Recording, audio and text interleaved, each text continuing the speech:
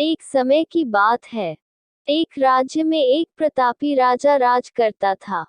एक दिन उसके दरबार में एक विदेशी आगंतुक आया और उसने राजा को एक सुंदर पत्थर उपहार स्वरूप प्रदान किया। राजा वह पत्थर देख बहुत प्रसन्न हुआ।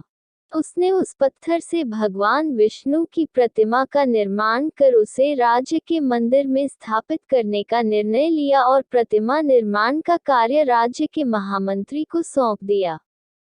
महामंत्री गांव के सर्वश्रेष्ठ मूर्तिकार के पास गया और उसे वह पत्थर देते हुए बोला, महाराज मंदिर में भगवान विष्णु की प्रतिमा स्थापित करना चाहते हैं।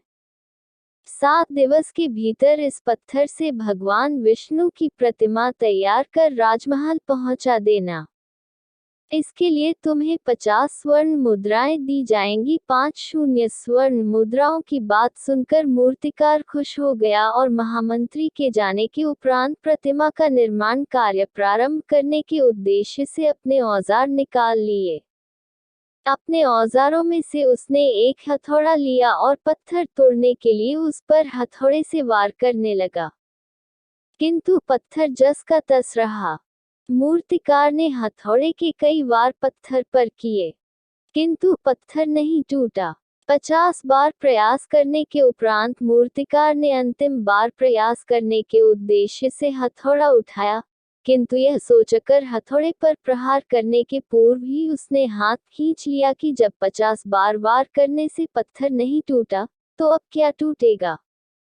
वह पत्थर लेकर वापस महामंत्री के पास गया और उसे यह कह वापस कर आया कि इस पत्थर को तोड़ना नामुमकिन है, इसलिए इससे भगवान विष्णु की प्रतिमा नहीं बन सकती। महामंत्री को राजा का आदेश हर स्थिति में पूर्ण करना था, इसलिए उसने भगवान विष्णु की प्रतिमा निर्मित करने का कार्य गांव के एक साधारण से मूर्तिकार को सौंप दिया। पत्थर लेकर मूर्तिकार ने महामंत्री के सामने ही उस पर हथौड़े से प्रहार किया और वह पत्थर एक बार में ही टूट गया। पत्थर टूटने के बाद मूर्तिकार प्रतिमा बनाने में जुट गया।